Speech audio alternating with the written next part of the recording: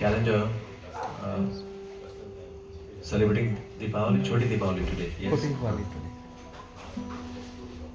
So it's a festival of lamp.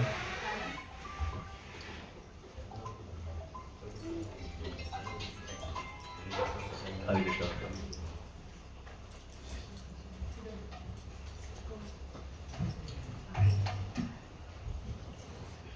So festival of lamps, a festival of enlightenment, festival of love, whatever we want, we can say that. Especially today's event, we are celebrating, that is Deep Utsav, Damodar, uh, Damodar, or you can say Kartik month special, Damodar Utsav, we say. So this particular event happened on Deepavali, on the day of Deepavali, and we are very close to that. This is Choti Deepavali tomorrow and day after tomorrow, because as per Vaishnava calendar, we are celebrating Deepavali on 13th. Mostly हम तो कल ही कर रहे हैं प्रभु, but yes 12th, 12th and 13th.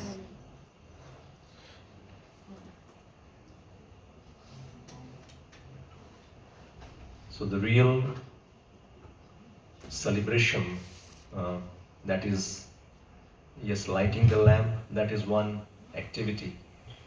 But the real meaning and the purpose is enlightenment.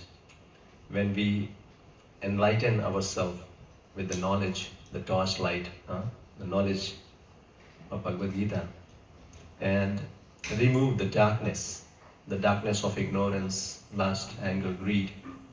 So that is real Deepavali. So, yes.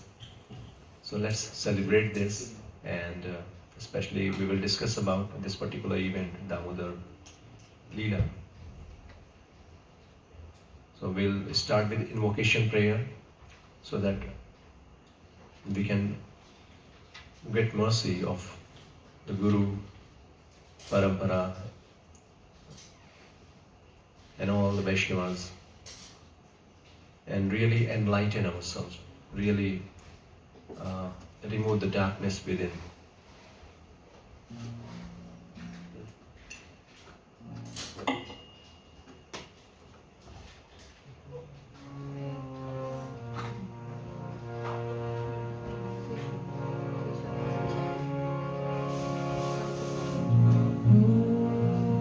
Just close your eyes, fold your hands.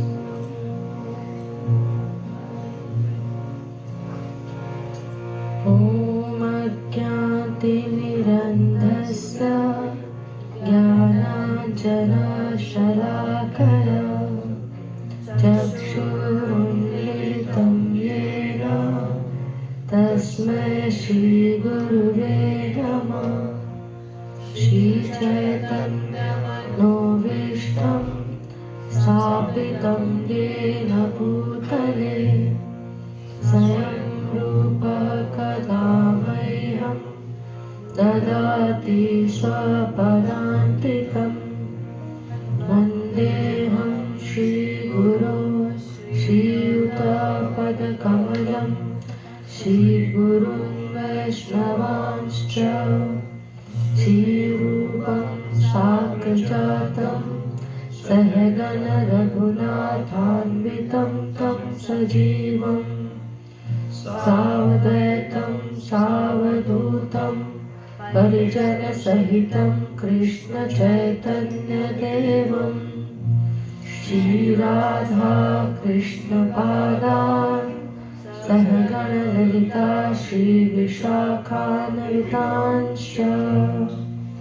हे कृष्ण करुणा सिन्धु दीनबन्धु जगत्पते गोपेश गोपिकान्त राधाकान्त नमोऽस्तुते। तप्तकाञ्चन गौराङ्गे राधे वृन्दावनेश्वरी वृषभानुसुते देवी प्रणमामि हरिप्रिये। वाञ्छाकल्पतरुभ्यश्च कृपा सिन्धुभ्य एव च पतितानां पावनेभ्यो वैष्णवेभ्यो नमो नमः।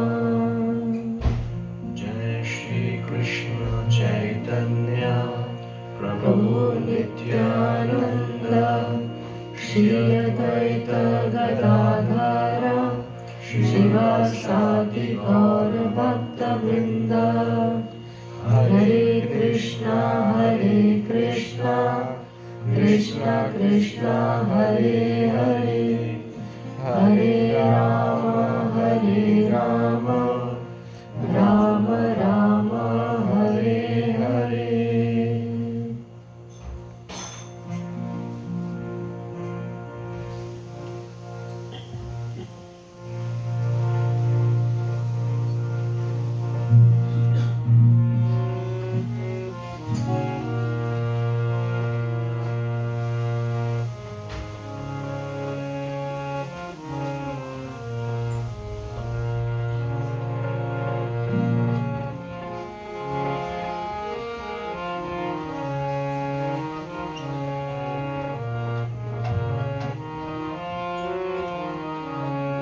So the theme of today's discussion and the special pastime, that is love.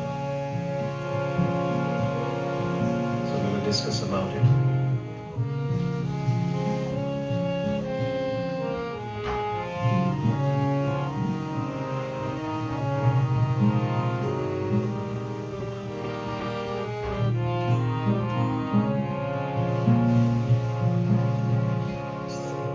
Hare Krishna Krishna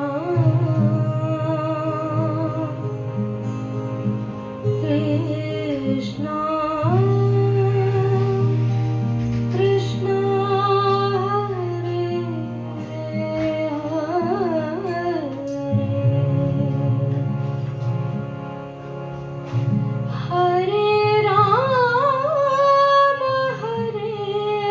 Ram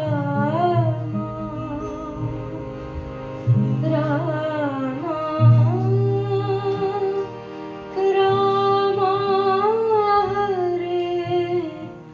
Hare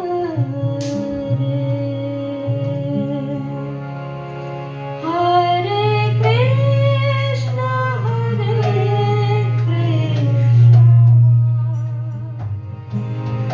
Krishna Krishna Hare Hare, Hare Ram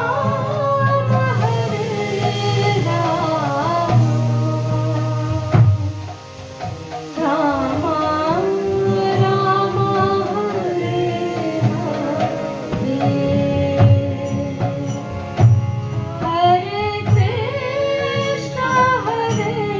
Hare Krishna Krishna Krishna Hare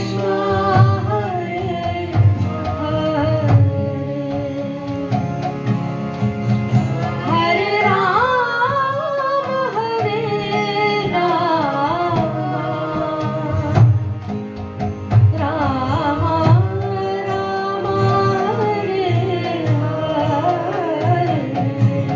Ram Hare Hare, Hare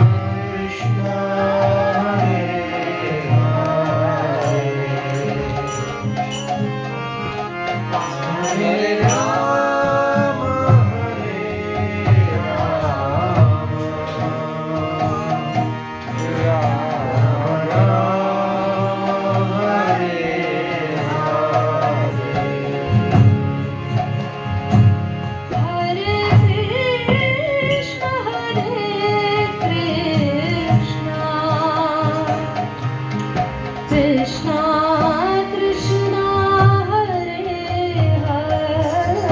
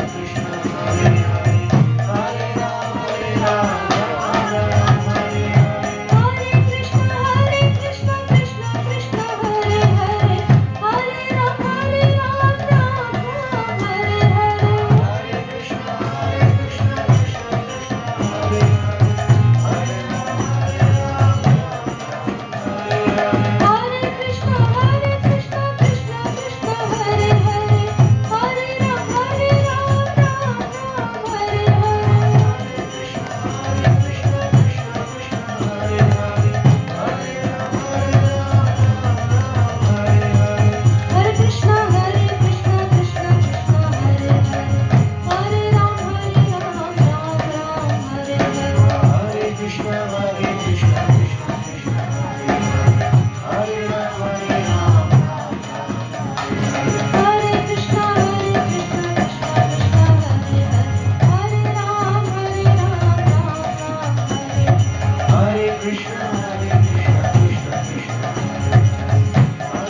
Ram Hare Ram Hare Krishna Krishna Krishna Hare Hare Ram Hare Ram Ram Hare Hare Hare Krishna Krishna Krishna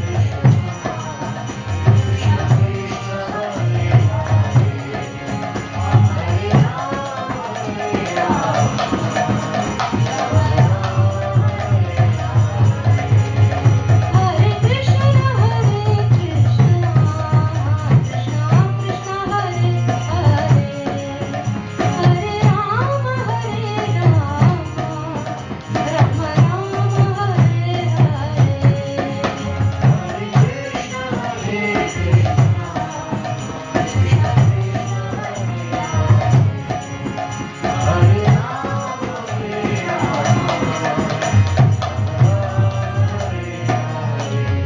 Hare हरिनाम संकीर्तन यज्ञ की जय Prabhupada ki jai. So Diwali is a very, very special occasion. So many incidents, especially Lord Ram coming back to Ayodhya, that is one event.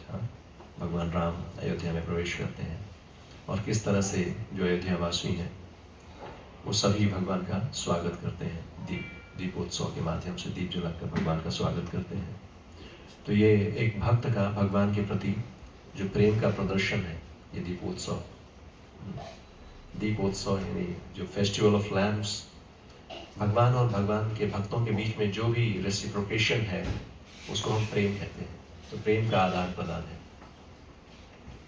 और उसी प्रेम की शिक्षा देने के लिए या उस प्रेम की जो महिमा है उसको प्रदर्शित करने के लिए भगवान अनेकों प्रकार की लीलाएं करते हैं, जिसके माध्यम से वो ये स्थापित करते हैं कि जो प्रेम है वो कितना शक्तिशाली है और प्रेम के माध्यम से कैसे हम भगवान को भी जीत सकते हैं।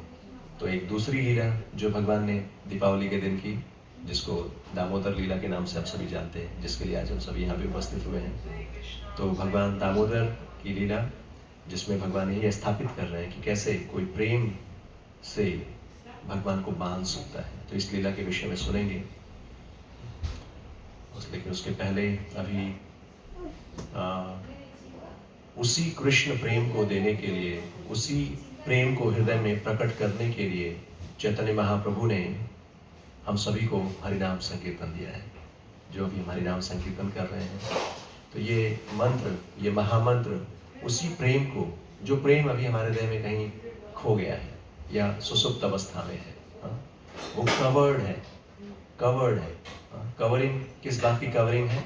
Lust, anger, pride, illusion, envy, ये जो कंटामिनेशंस हैं, इसको अनर्थ बोलते हैं। कि ये जो सारे अनर्थ हैं, इससे क्या है, वो प्रेम छुप चुका है, कवर्ड है। लेकिन जब हम हरिनाम का उच्चारण करते हैं, नाम कीर्तन करते हैं, तो नाम के माध्यम से ये जो सारी कवरिंग्स हैं, एक एक लेयर, बहुत ही स्ट्रॉन्ग लेयर्स हैं, ये हमारे अपने एफर्ट से ये दूर होने वाली नहीं है। अगर कोई शक्ति है जो इन कवरिंग्स को, इन लेयर्स को हटा सकती है, तो वो है भगवान का नाम, भगवान स्वयं। भगवान का नाम अभिन्न है। इसीलिए हम संकीर्तन करते हैं कि जब हम भगवान का नाम कीर्तन करते हैं, तो नाम कीर्तन के माध्यम से ये चित्त का मार्जन होता है, हृदय शुद्ध होता है। और शुद्ध हृदय की पहचान है कि भगवान में प्रेम उत्पन्न होगा, भगवान के प्रति श्रद्धा, या उनकी जो वाणी है, जो शिक्षाएं हैं, उनके प्रति हमारा जो श्रद्धा है, विश्वास है, वो बढ़ेगा। तो ये उत्सव इसीलिए है ताकि हमारे हृदय के अंदर जो अनर्थ है, जो अंधकार है, उसको दूर कर सके। और यही उद्देश्य है भगवान का। भगवान राम ने भी अपनी लीला के माध्यम से हमें यही दिखाया कि जो रावण है, काम, क्रोध, लोभ, जो representative of lust, anger and greed, Ravana means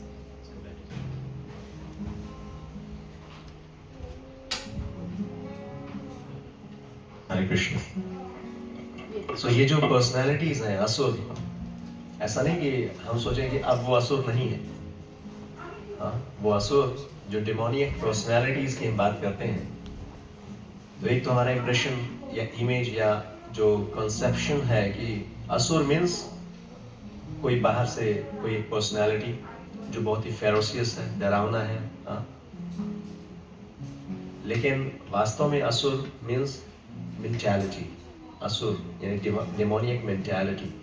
तो कहीं ना कहीं हम सभी के हृदय में वो डिमोनियक मेंटालिटी है।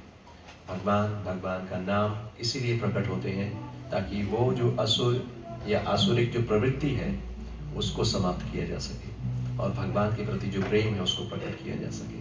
तो इस नाम का कीर्तन कीजिए पूरे हृदय से। ये हर एक अवसर हमें जो मिलता है नाम कीर्तन का, नाम जप का, ये हमारे जीवन का सबसे बड़ा सौभाग्य है। हम इसकी महिमा को हो सकता है समझे न समझे, लेकिन ये जीवन का सबसे बड़ा सौभाग्य है। तो नाम लेने का अवसर जब भी मिले तो पूरे उत्साह से, पूरे हृदय से हमें नाम लेना है। हमें समझ में आए ना आए इसकी महिमा, लेकिन ये करना है कि चलो अच्छा एक अवसर मिला है नाम लेने का, तो भक्तों के संग में नाम लेते हैं खूब। प्रयास कीजिए हम सभी मिलकर, क्योंकि संग में शक्ति है। जब एक साथ मिलकर भगवान के नाम का उच्चारण करते हैं, कीर्तन करते हैं, तो ये नाम हालांकि सर्वशक्तिशाली है, वो सर्वशक्तिमान है वो, लेकिन और भी ज़्यादा प्रभावशाली हो जाता है जब हम संग में कीर्तन करते हैं। तो अभी नाम सुनिए और नाम का उच्चारण कीजिए पूरे हृदय से। हरे Krishna.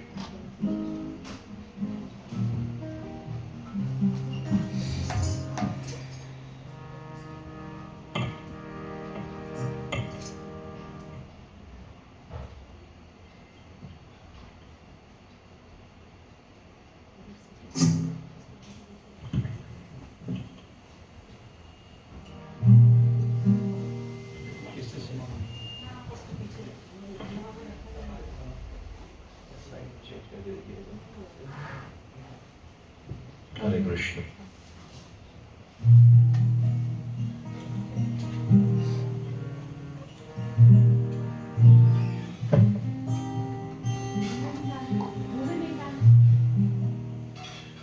Hare Krishna, Hare Krishna, Krishna Krishna, Hare Hare, Hare Rama, Hare Rama,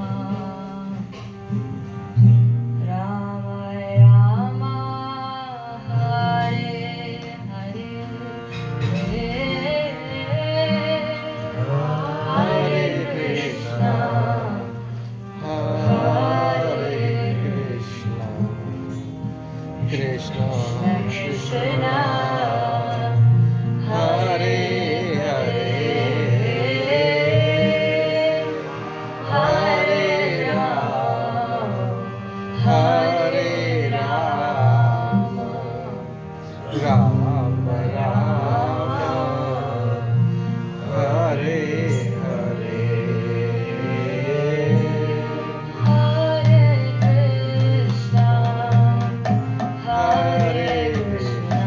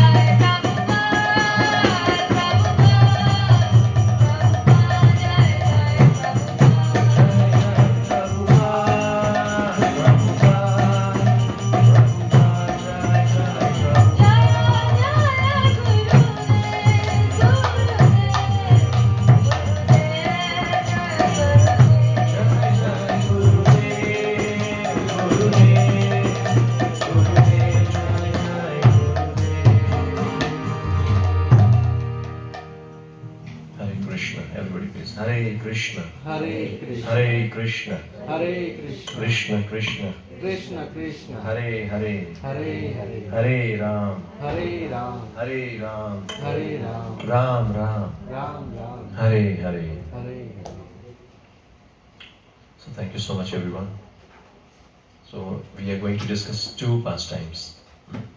भगवान की दो लीलाएं अलग अलग अवतारों में. तो एक हमने डिस्कस किया, दोनों ही दीपावली के दिन हुआ. सो भगवान श्री राम और कृष्ण. तो एक तरफ जहाँ भगवान श्री राम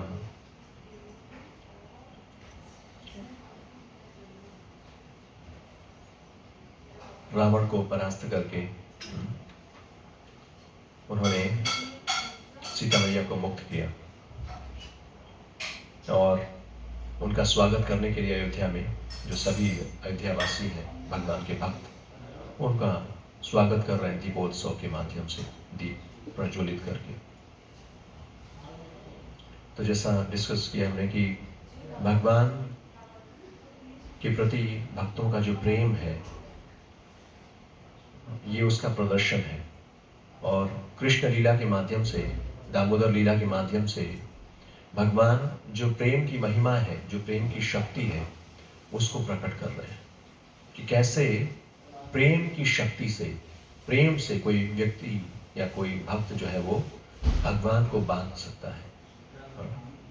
एक तरफ रावण क्या कर रहा था, वो भगवान बनना चाहता था. भगवान की जो प्रॉपर्टी, भगवान की प्रॉपर्टी मीन्स वो सीता मैया को का भोग करना चाहता था.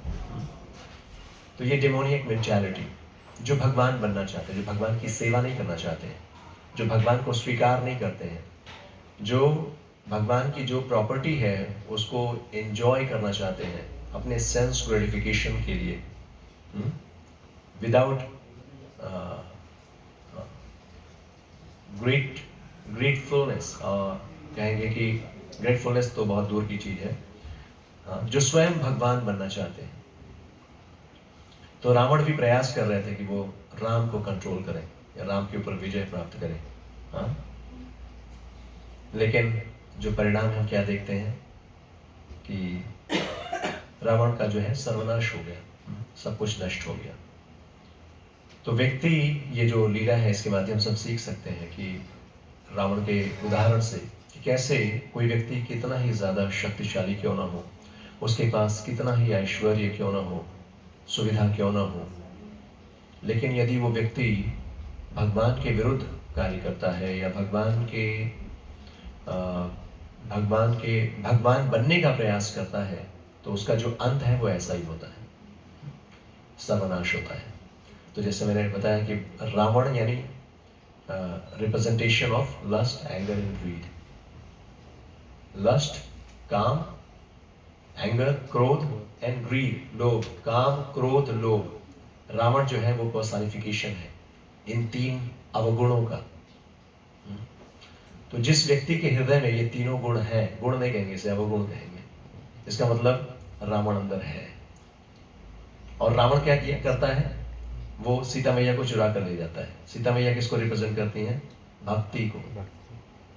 तो जब ये लस्ट, एंगर और ग्रीड हमारे हृदय में है तो ये क्या करेगा, भक्ति को चुरा ले जाएगा. भक्ति को चुरा ले जाएगा यानी भगवान से हम दूर हो जाएंगे, क्योंकि भक्ति के माध्यम से हम भगवान से जुड़ते हैं. लेकिन जब हृदय में भक्ति नहीं है, प्रेम नहीं है, तो हम भगवान से दूर हो जाते हैं. तो रावण बहुत ही शक्तिशाली है. हम इस कथा में बहुत डिटेल में नहीं जाएंगे, लेकिन हमें पता है कि रावण कितना शक्तिशाली कि बड़े बड़े देवी देवता भी, जिसकी भ्रिकुटियों को ऊपर करने मात्र से बड़े बड़े देवी देवता भी थर थर कांपते थे. बड़े बड़े देवी देवता उसके यहाँ नौकर चाकर की तरह कार्य करते थे. इतना शक्तिशाली था रावण. और उसको पराजित करना बहुत मुश्किल था. लेकिन भगवान जो है वो सर्वशक्तिमान है. तो भगवान ने रावण का अंत किया. उसी तरह से हमारे हृदय के अंदर जो काम, क्रोध, लोभ, ये जो अवगुण हैं, इनको अगर हमें दूर करना है, क्योंकि जब तक ये है ये अशांति फैलाएंगे. कोई व्यक्ति इन अवगुणों के साथ कभी भी शांत नहीं रह सकता है, उसके जीवन में कभी भी सुख नहीं हो सकता है, खुशियां नहीं आ सकती हैं। तो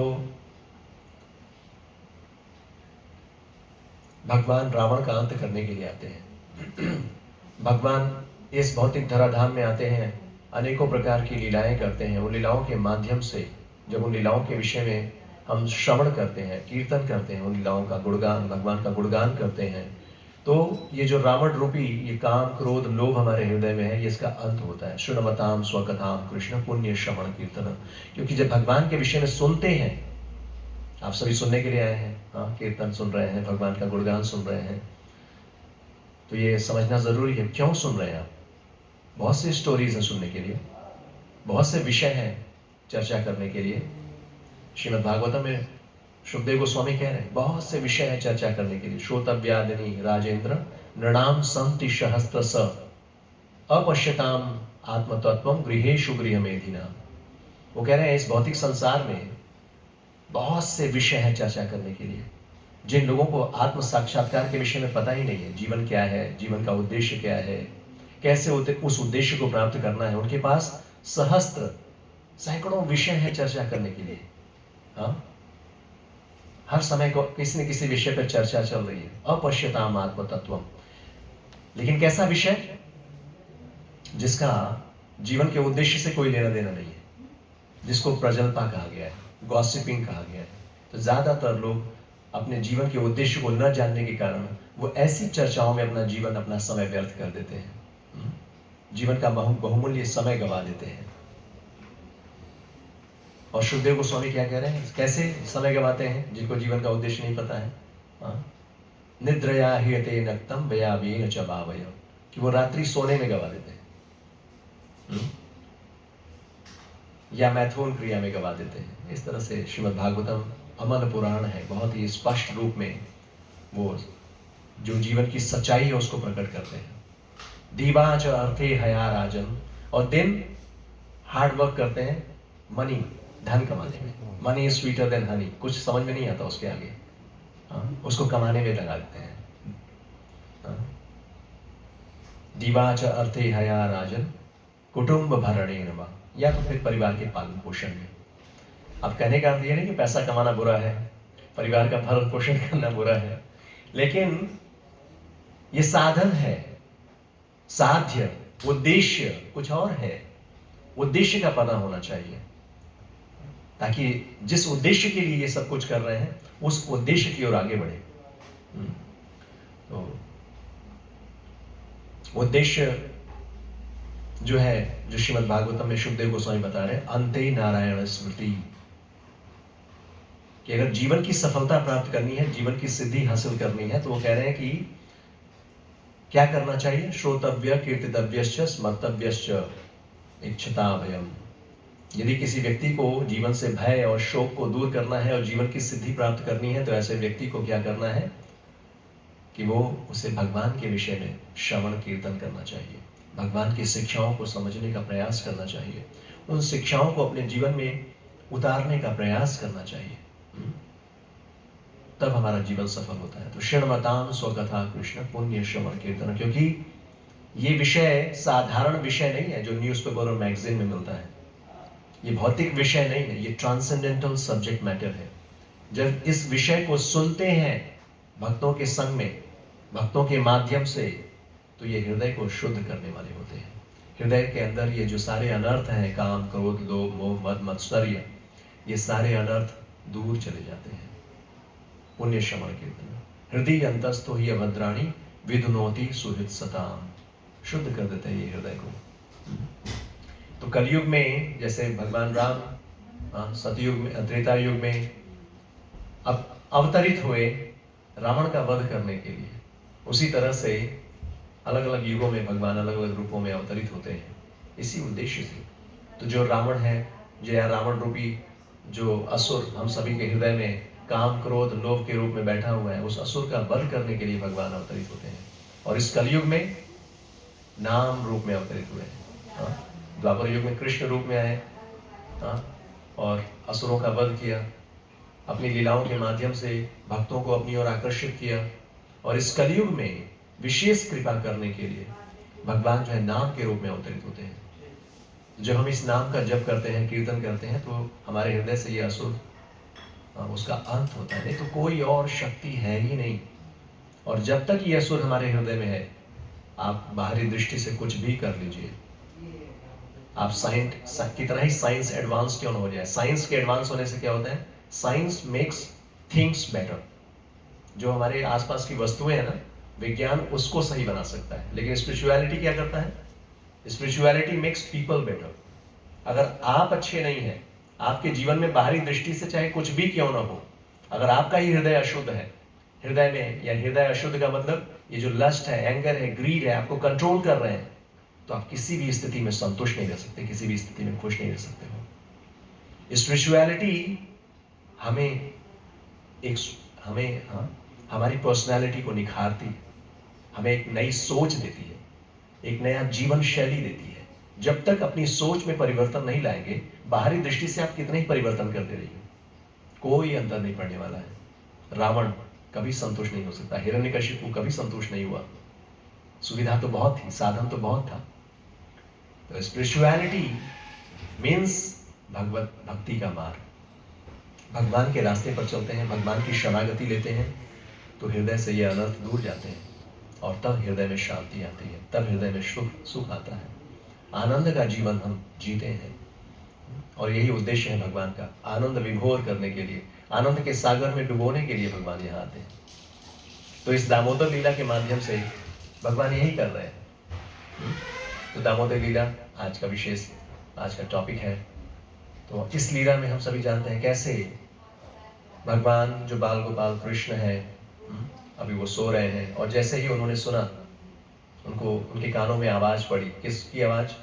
कि यशोदा मैया माखन बना रही है, चर्न कर रही है, मटकी में माखन, दही मथ रही है, माखन बना रही है।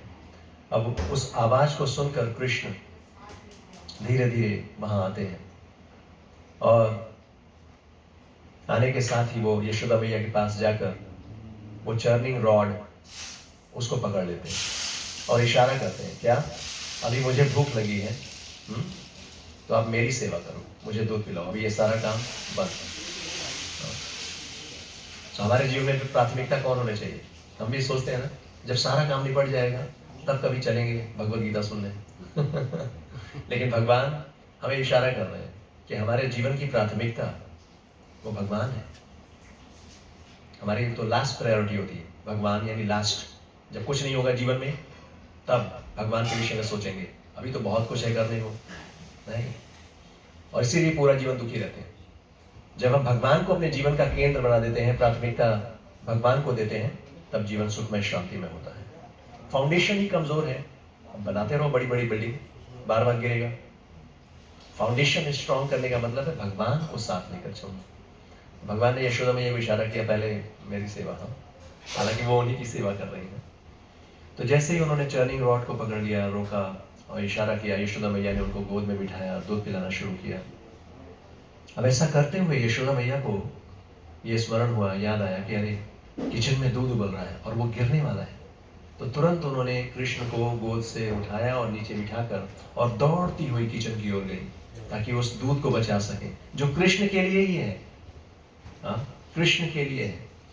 तो अब यशोदा मैया किचन की ओर गई, लेकिन कृष्ण अटेंशन सीकर है। अटेंशन सीकर मीन्स वो चाहते हैं कि अब बस मैं हूं तो सिर्फ मेरी तरफ ध्यान दो। अब देखा उन्होंने कि यशोदा मैया उनको छोड़कर चली गई, तो अब वहां पे गुस्सा हुई। तो बहुत सुंदर डिस्क्रिप्शन है इसका, कैसे गुस्सा हो रहे हैं तो क्या हो रहा है। सत्यव्रत मुनि ने दामोदर अष्टकम में वर्णन किया है, कैसे अपने होठों को, जो कि बिंबा फल की तरह लाल लाल उनके होठ हैं, अपने होठों को अपने दांतों से दबा रहे हैं। जब कोई व्यक्ति गुस्सा होता है तो ऐसे ही होता है, दांतों को पीसता है या अपने होठों को दांतों से दबा लेता है। अपने पैरों से, छोटे हैं अभी लेकिन जमीन को रेत रहे हैं, आंखें लाल लाल हो गई हैं गुस्से में। इस तरह से वो गुस्सा कर रहे हैं। वो गुस्से को कैसे प्रकट करना है, तो देखा एक पत्थर, और उस पत्थर को लिया उन्होंने और उसी मटकी को तोड़ा, जिस मटकी में वो माखन बना रही थी। जैसे बच्चे होते हैं ना, तो कोई शरारत करते हैं या कभी उनको चोट लग जाती है, रोते हैं, लेकिन थोड़ी देर में कोई और कुछ और मिल जाए तो वो भूल जाते हैं उनको दिखा माखन, तो अब वो माखन की मटकी, उसमें से जो भी माखन खाया उन्होंने, बीच में याद आया कि अरे अब मैंने ये कर दिया है तो यशोदा मैया आएंगी और पता है उन्हें कि अब क्या होने वाला है, तो डरते भी हैं, फिर माखन खा रहे हैं। हाँ, तो इस तरह से माखन खाया वहां से, लेकिन यशोदा मैया के डर से अब वहां से वो भाग रहे हैं। अब वहां से जब भागते हैं वो, तो उनके छोटे छोटे पैरों के निशान, जिस दिशा में गए हैं उस दिशा में वो निशान दिख रहे हैं। यशोदा मैया आती हैं पहले और देखती हैं ये सारा कुछ बिखरा हुआ, मटकी टूटी हुई, माखन बिखरा हुआ, दही, सब कुछ। तो उनको अब इस बात का पूरा विश्वास हो जाता है कि जो शिकायतें पहले आती थी, हाँ, वो प्रूफ हो गया उसका, आज उसका प्रूफ घर में मिल गया है। हाँ, चोरी की शिकायतें आती थी, हाँ, इस तरह से मटकी तोड़ने की शिकायतें आती थी, तो यशोदा मैया को पूरा विश्वास हो गया कि घर में अब देखने को मिल गया है। अब उनको ये लगा कि ये शैतानी तो और बढ़ती चली जाएगी, अगर आज इसको टाइट नहीं किया गया, आज इसको पनिशमेंट नहीं दिया गया, तो ये तो कल को चलकर डाकू बनेगा, आज चोरी कर रहा है तो इस तरह से यशोदा मैया ने क्या किया कि कृष्ण को पनिशमेंट देने के लिए, हाँ, उनको दंडित करने के लिए वो उनकी ओर गई। तो हर एक स्टेप पर बहुत अच्छी अच्छी लर्निंग्स हैं, हम इसके ज़्यादा डिटेल में नहीं जाएंगे, लेकिन यशोदा मैया उस दिशा में गई जिस दिशा में कृष्ण के पैरों के निशान दिखे उन्हें। तो हमारे जो आचार्य हैं वो बताते हैं कि उसी तरह से कृष्ण को कैसे प्राप्त करना है, ये विधि कृष्ण स्वयं हमें बता रहे हैं। भगवान को कैसे प्राप्त करना है, भगवान ये विधि हमें बता रहे हैं। हमें मनगढ़ंत कोई और रास्ता बनाने की आवश्यकता नहीं है कि हमने कोई अपना तरीका निकाल लिया। भगवत गीता में भगवान बता रहे हैं कि तुम मुझे कैसे प्राप्त कर सकते हो। भक्त्या माम अभिजानाति, भक्ति के माध्यम से तुम मुझे प्राप्त कर सकते हो। तो समझदार व्यक्ति जो है वो भगवान के बताए हुए रास्ते पर चलता है, वो अपना मनगढ़ंत तरीका नहीं अपनाता है। तो यशोदा मैया ने समझदारी के साथ कोई और रास्ता नहीं लिया। उन्होंने देखा कि अरे वो तो पैरों के निशान दिख रहे हैं साफ साफ, यानी पैरों के निशान के माध्यम से समझ गए कि कृष्ण किस दिशा में गए हैं, और उसी दिशा में वो आगे गई। और जब आगे गई तो दूसरे कमरे में उन्होंने देखा, और दूसरे कमरे में कृष्ण की शैतानी और बढ़ गई। अब एक उखल, लकड़ी का बना हुआ उखल जो उल्टा रखा हुआ है, और उसके ऊपर चढ़कर और जो सीलिंग से लटकी हुई जो मटकी है जिसमें दही है, माखन है, अब उसको निकाल रहे हैं, खुद भी खा रहे हैं और बंदरों को भी खिला रहे हैं। अब यशोदा मैया को बहुत गुस्सा आया, ये तो बहुत ज्यादा हो गया, तो ज्यादा पनिशमेंट देना है, तो उसके लिए उन्होंने पास में पड़ी हुई एक छड़ी को उठाया और चुपके से कृष्ण की ओर आगे बढ़ती गई, चुपके से, ताकि उनको पता न चले। लेकिन कृष्ण सर्वज्ञ है, सर्वज्ञ, स्वराट, उनको सब पता है क्या होने वाला है, और तुरंत वो क्या करते हैं, चुपके से वहां से भागते हैं। अब इस सुंदर लीला में यशोदा मैया अपने भारी भरकम शरीर के साथ वो दौड़ रही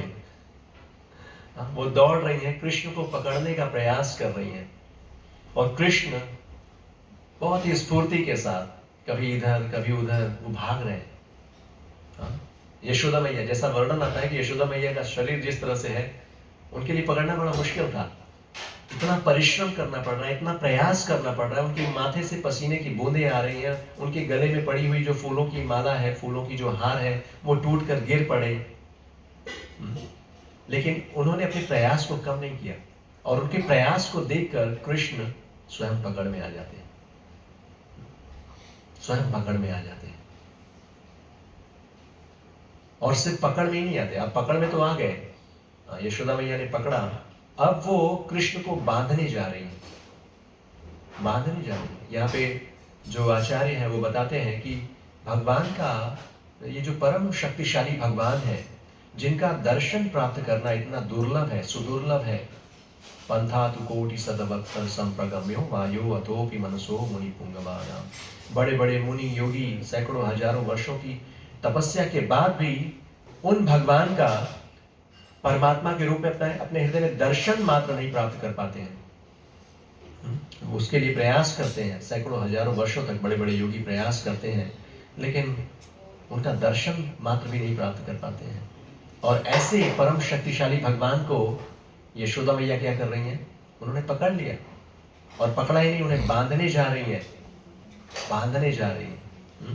और जब उन्होंने बांधने का प्रयास किया, बांधने के लिए क्या चाहिए? रस्सी चाहिए। हाँ, तो वो दो लोगों को एक साथ पनिशमेंट देना चाहते थे। किसको किसको पनिशमेंट देना चाहते थे? मैंने दो लोगों को बोला, कौन कौन है? हाँ, एक तो कृष्ण हो गए, उनकी शैतानी के लिए उनको पनिशमेंट देना है, उनको बांधना है। दूसरे कौन है? नहीं, बलराम जी तो नहीं है यहाँ पर। उखल, क्योंकि उखल ने साथ दिया था ना माखन चुराने में। तो उन्होंने एक रस्सी के माध्यम से कृष्ण को उखल से बांध दिया। उखल और कृष्ण दोनों को बांध दिया रस्सी से। हाँ, कहने का मतलब यहाँ उखल से बांधा उन्होंने। अब जब वो बांधने का प्रयास कर रही हैं, बांध रही है, रस्सी से बांधने का प्रयास कर रही है, तो वो रस्सी बार बार छोटी पड़ रही है। पहली बार जब प्रयास किया तो वो रस्सी छोटी है, अभी 2 अंगुल छोटी है, तो उन्होंने सोचा ठीक है, अभी कुछ रस्सियों को जोड़ देती हूँ और बड़ी रस्सी बनाती हूँ और उससे बांध लूंगी। फिर उन्होंने एक रस्सी को जोड़ा, उस रस्सी से बांधने का प्रयास किया, फिर भी अभी जो है वो रस्सी छोटी पड़ रही है। तो बार बार ऐसे यशोदा मैया अनेकों रस्सियों को लेकर आती हैं, जोड़ती हैं, बार बार बांधने का प्रयास कर रही हैं। हाँ? और वो रस्सी बार बार छोटी, वो कृष्ण बंध नहीं पा रहे। तो कृष्ण को बांधना ये संभव नहीं है। अनादि अनंत है जिनका स्वरूप, उनको बांधना, उनको पकड़ना ये असंभव है। लेकिन जब वो देखते हैं यशोदा मैया के प्रयास को, उनकी शरणागति को, उनके प्रेम को, तो कृष्ण स्वयं बन जाते हैं। तो जैसा हम डिस्कस कर रहे हैं कि भगवान इस लीला के माध्यम से हमें यही शिक्षा दे रहे हैं कि वास्तव में अगर प्रेम को बांधना है, भगवान को बांधना है, भगवान को प्राप्त करना है, तो उसका एकमात्र जो तरीका है वो है प्रेम, वो है भक्ति। ज्ञान से, शक्ति से हम चाहे कितना ही प्रयास कर लें, भगवान को नहीं प्राप्त कर सकते हैं। भगवान को नहीं प्राप्त कर सकते हैं। तो भगवान सिर्फ और सिर्फ प्रेम और भक्ति से बांधे जा सकते हैं। लेकिन ये प्रेम और भक्ति जब हमारे हृदय में काम, क्रोध, लोभ, मोह, मद, मत्सर्य, जब ये कवरिंग्स बहुत ही मजबूत होती है, तो हम भक्ति में से बहुत दूर चले जाते हैं। जैसे इसी लीला में आगे क्या हुआ कि जब यशोदा मैया भगवान को बांधकर चली गई वहां से, तो भगवान को एक दूसरी लीला करनी थी। तो नंद बाबा के आंगन में 2 वृक्ष थे, विशाल वृक्ष, जो अर्जुन वृक्ष, यमलार्जुन वृक्ष कहे जाते हैं। तो ये जो कुबेर के 2 पुत्र हैं, मणिग्रीव और नलकुबेर, ये दोनों को नारद मुनि ने शाप दिया था। क्यों शाप दिया था? क्योंकि ये दोनों सरोवर में जो अप्सराएं हैं उनके साथ नग्न अवस्था में स्नान कर रहे थे, जल क्रीड़ा कर रहे थे।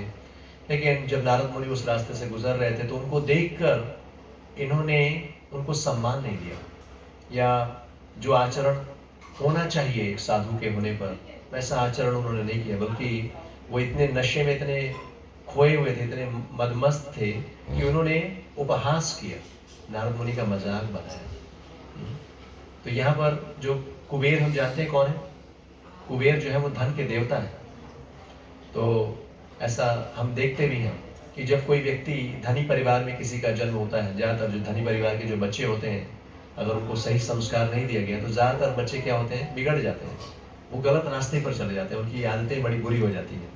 उनको क्योंकि सब कुछ मिल गया, फैसिलिटीज़ मिल गई, पैसा मिल गया, तो उनको लगता है कि बस अब ये जो है उसको एंजॉय करना है।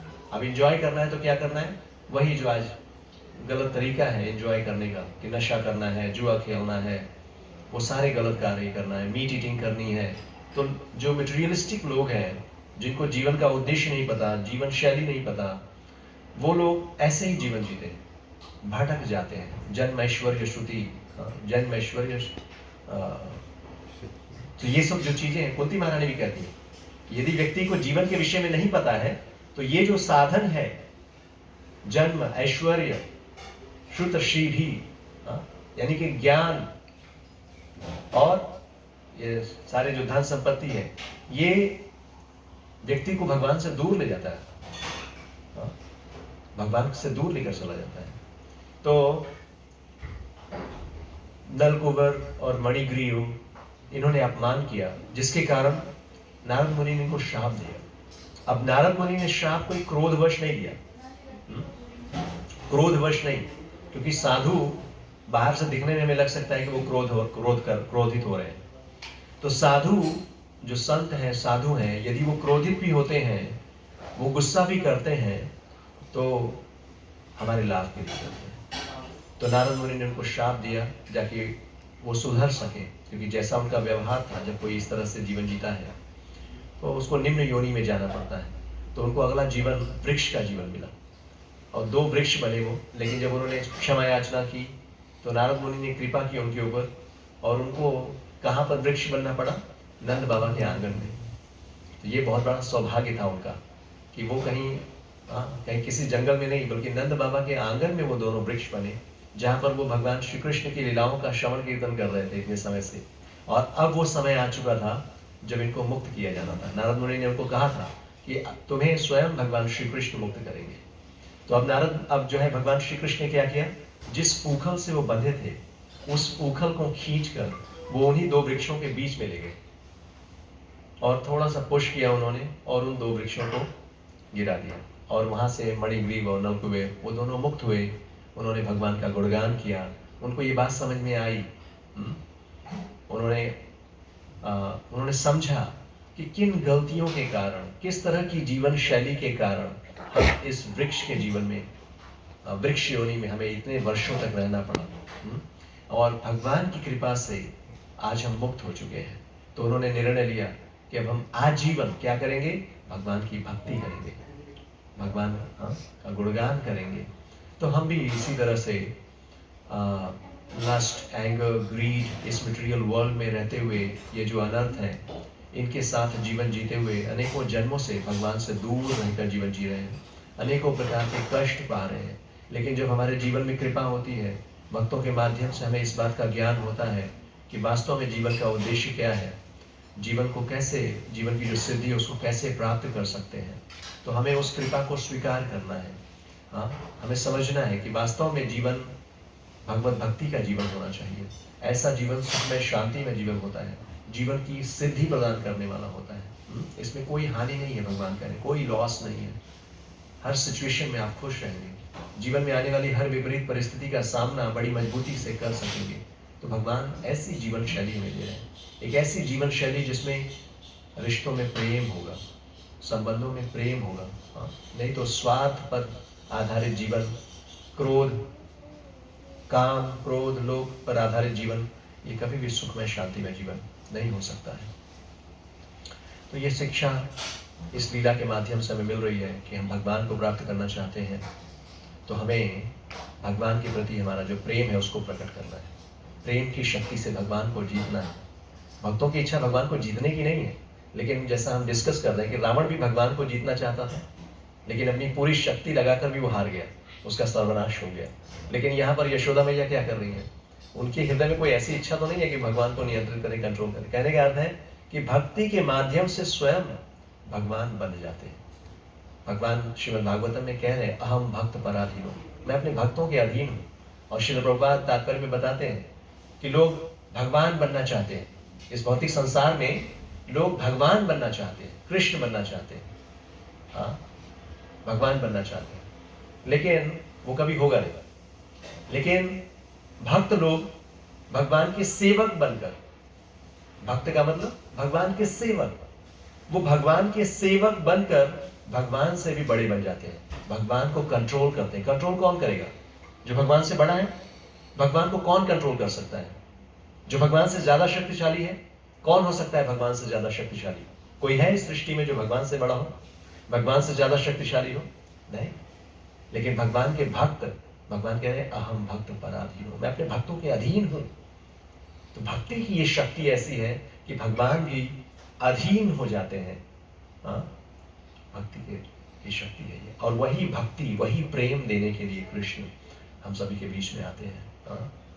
तो हमें ये जो सौभाग्य मिला है भगवान के साथ अपने उस संबंध को स्थापित करने का, भगवान के साथ जो प्रेम का संबंध है उसको निभाने का, इसको हमें बहुत बड़ी अपॉर्चुनिटी, बहुत बड़े गिफ्ट के रूप में स्वीकार करना चाहिए। ये सभी को नहीं मिलता है। रेयर अपॉर्चुनिटी, रेयर अपॉर्चुनिटी, और ये अपॉर्चुनिटी कृष्ण हमें बार बार देते हैं. We need a vision to see that. जो हाँ, अगर हम सौभाग्यशाली हुए तो हम उस अपॉर्चुनिटी को ग्रैब कर लेंगे, हम उसको एक देख पाएंगे, उसको ग्रैब कर लेंगे. सो आज ये अपॉर्चुनिटी हम सभी को मिली है.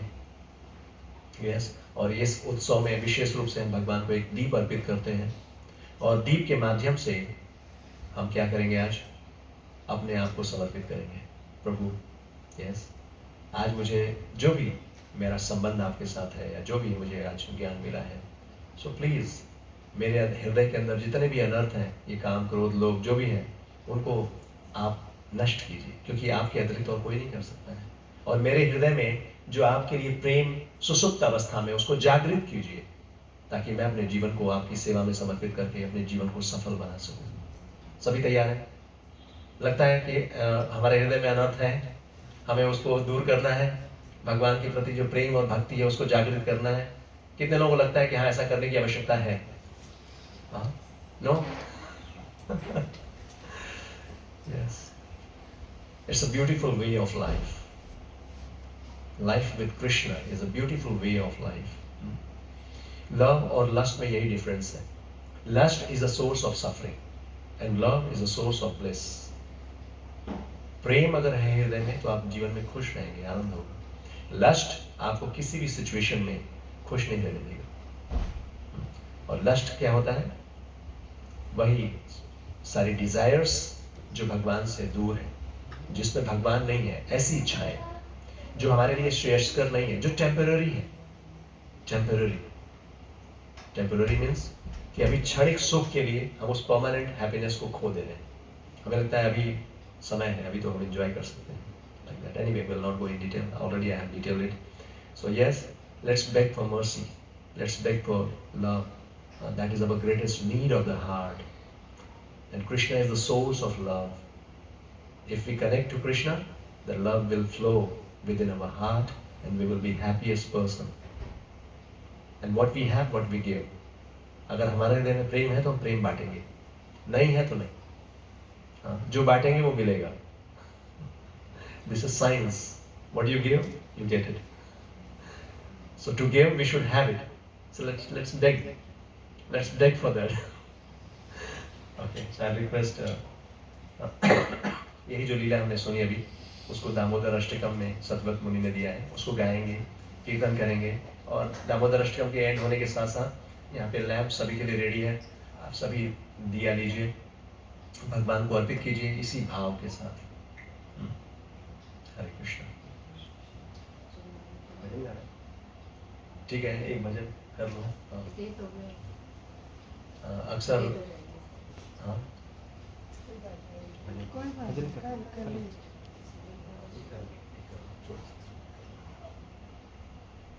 एक्चुअली बोलना शुरू करते हैं तो फिर हरे कृष्णा. वो जो सब वहाँ पे बैठे हैं मुझे दिख नहीं रहे. हाँ, मैं भी बार बार मैं इधर देख रहा हूँ, इधर देख रहा हूँ. अभी और भी किसी ने आना है? आ जाओ, सब सामने आ जाओ, अच्छा लगेगा. चेयर्स बहुत सारी पास लगी में आ हैं. जाओ सभी लोग. ऐसा लग रहा है कि यस, जितने करीब होंगे, सामने होंगे, it will become more vibrant. Yes, let's. Prerna Mata ji, आप इधर आ जाइए, शायद वो कैमरे में.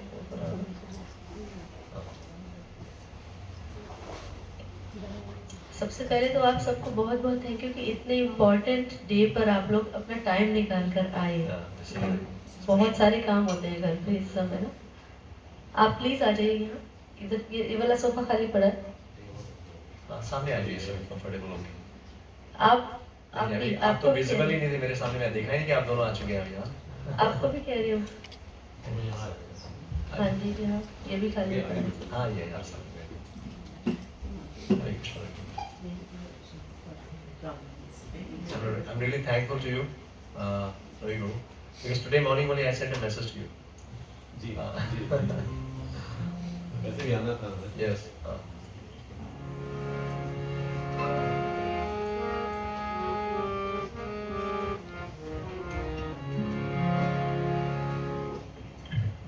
So this song is going to show what we have got.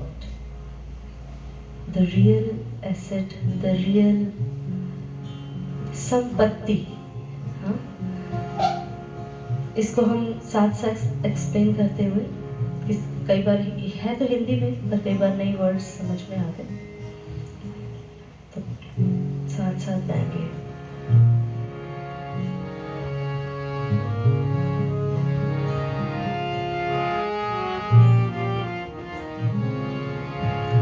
पायो जी मैंने राम रतन धन पायो, पायो जी मैंने राम रतन धन पायो, पायो जी मैंने राम रतन धन पायो, पायो जी मैंने राम रतन धन पायो। वस्तु अमूल्य दीनी मेरे सतगुरु, वस्तु अमूल्य,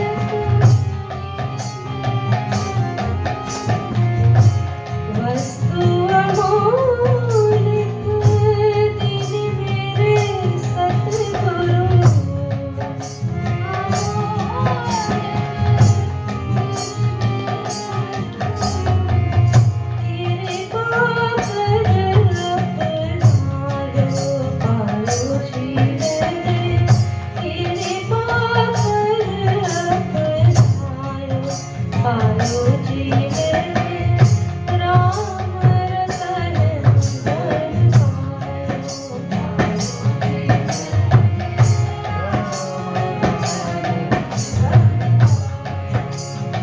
तो राम नाम को धन कह रही हैं। मीराबाई जी का वचन है ये। धन क्यों कह रही हैं वो, अभी सुनेंगे हम। जन्म जन्म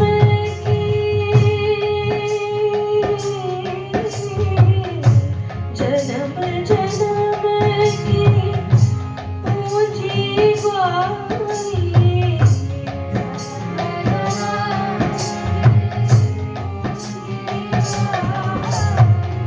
आप में से सभी के पेरेंट्स होंगे या ग्रैंड पेरेंट्स होंगे, ग्रैंड पेरेंट्स की भी बात कर सकते हैं, जो अब नहीं हैं। उनके पास कितनी संपत्ति थी, जमीन, फ्लैट, बैंक बैलेंस, क्या साथ में गया? सेम एज हमारे साथ भी कुछ नहीं जाएगा। कितने ही जन्म ले लें और इस जन्म में या अनेक जन्मों में कितनी ही संपत्ति बना लें, लेकिन सिर्फ गवाना है। जन्म जन्म की पूंजी गाई,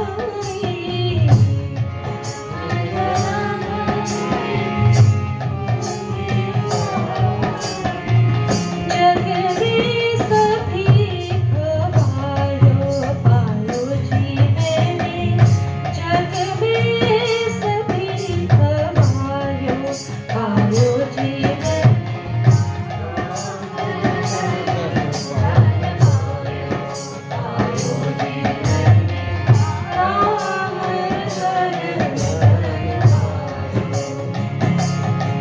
वो पूंजी तो गवा दी हमने, पिछले जन्म वाली और जन्मों वाली, इस जन्म की भी जाएगी, लेकिन पाया क्या? अभी क्या पाया है? खर्च न फूटे, चोर न लूटे,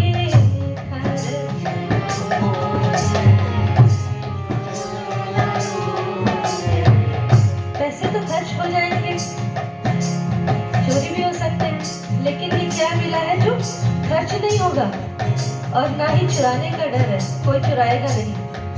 आप किसी को देंगे, अगर आपने किसी को बताया कि हरे कृष्णा लो, भगवान का नाम लो, राम नाम लो, तो आपका बढ़ेगा। कैसे? खर्च न फूटे, चोर न लूटे,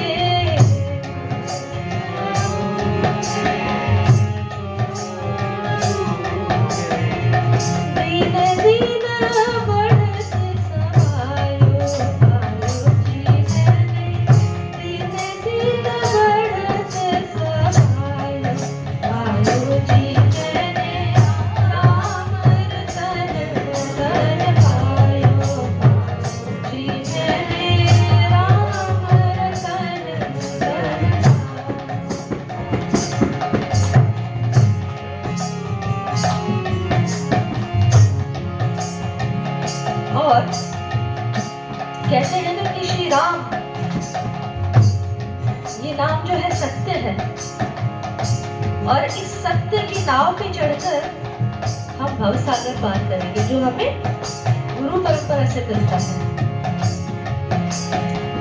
सत्य की नाव खेवटिया, सतगुरु सत्य की नाव, सत्य की नाव खेवटिया, सतगुरु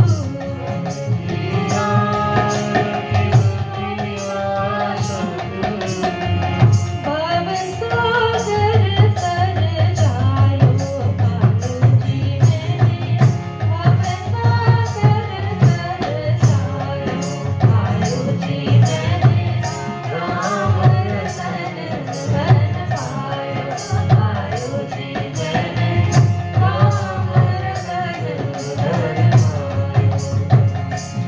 और मीराबाई कह रही हैं कि जो भक्त होते हैं, जो भगवान से जुड़े होते हैं, उन्हें ऐसे भगवान का नाम लेने में, उनका यशगान करने में बहुत ही खुशी होती है। और बहुत खुशी, और भी उनकी खुशी बढ़ जाती है जब सुनने वाले रुचि से सुने। और ये लो बेटर मीरा के प्रभु गिरधर नागर, मीरा के प्रभु गिरधर नागर, मीरा के प्रभु गिरधर नागर, मीरा के प्रभु गिरधर नागर, हरख हरख जस गायो पायो जी मैंने, हरख हरख जस गायो पायो जी मैंने, राम रतन धन पायो पायो जी मैंने, राम रतन धन पायो। श्री राम जय राम जय जय राम, श्री राम जय राम जय जय राम, श्री राम जय राम जय जय राम, श्री राम जय राम जय जय राम, श्री राम जय राम जय जय राम, श्री राम जय राम जय जय राम, श्री राम जय राम जय जय राम, श्री राम जय राम जय जय राम। हरे कृष्णा कृष्णा कृष्णा हरे हरे, हरे राम राम राम हरे हरे, हरे कृष्णा कृष्णा कृष्णा हरे हरे, हरे Ram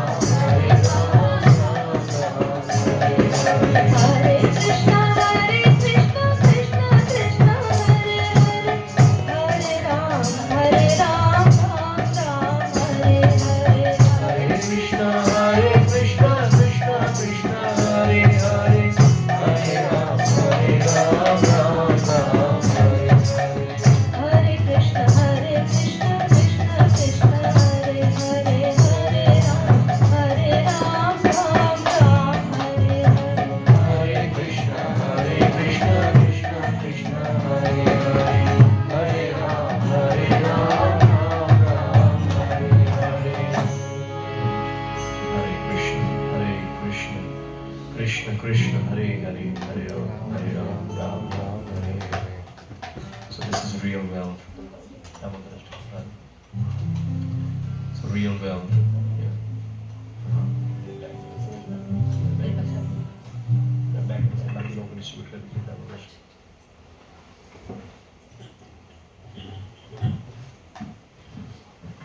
So now we will sing Damodar Ashtakam, the beautiful pastimes. We already discussed about it. So now the same pastime, you can pass it please. it's in Sanskrit. So you take this reference and just hear it attentively, and if you can recite, that is great.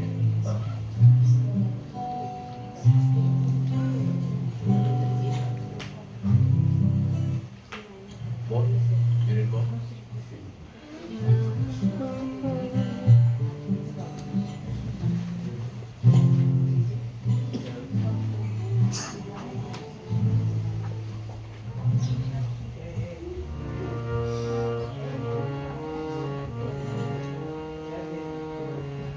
So, Abhishek, at the end of these verses, we can keep the lamp ready. We can switch off the light, and then everybody will step off the lamp. So now be absorbed. Just let's sing Damodar Ashtakam, and the concluding kirtan we'll do. So after offering lamp, let's all together, we'll keep this floor clean. We'll remove this maybe if possible, and let's all together dance, ecstatic dance with that mood. Raise your hand and then, Krishna, please accept me. I'm here. Please accept me. With this mood, we will dance, we will chant, and make this event special. Thank you.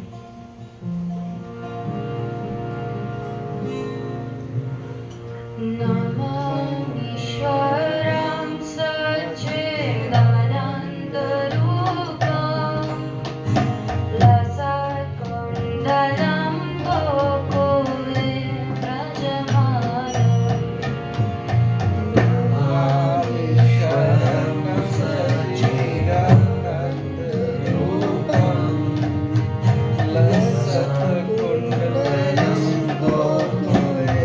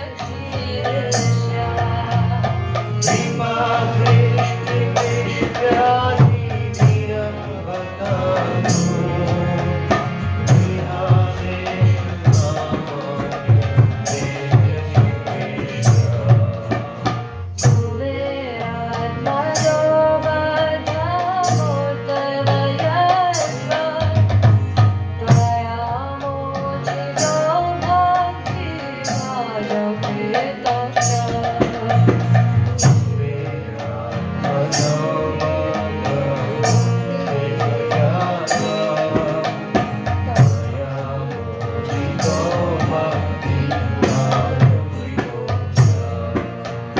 तथा प्रेमा भक्ति स्वकामे प्रयच्छ न मोक्षे गृहमे स्थितमदरे वा